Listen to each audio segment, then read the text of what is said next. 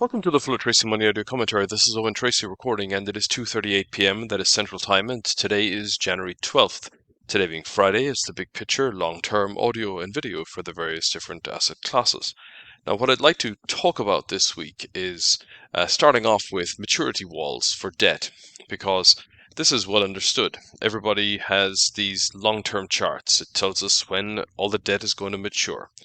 Now, that doesn't mean that everyone's looking at it, but it's publicly available, and I'm sure that the Federal Reserve must be aware of it. So that is something that should be at least a factor in how they are deciding what to do with monetary policy, what they're willing to do in terms of bond purchases or indeed sales, and how urgent the matter is of attempting to get inflation under control so that they can bring interest rates down. Then I think there are important questions that need to be considered because of the vestiges of the 40-year-long period of very low interest rates. We can think about that as one of the most profound long-term trends in any one of our lifetimes, that interest rates peaked in the early 1980s and really contracted for 40 years. There are people who made their entire career out of buying the dips in the bond market, and that hasn't been working for the last several years, but it's certainly working this year. But of course, there is then the big question. Are we now in a totally different type of scenario? And of course, what that means is we need to have an opinion on globalization.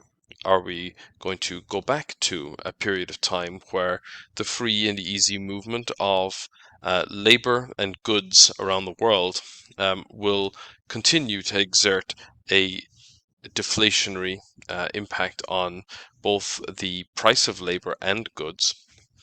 Are we going to have an energy renaissance so that the cost of energy will go down, and that will then be a big stimulative impact on the global economy? Are we going to have technological innovation on a scale so profound that it is going to create productivity gains that will make all of the problems that society faces pale into significance relative to the gains that are made? So those are, I think, some of the big important questions, and I'll try and come up with a reasonable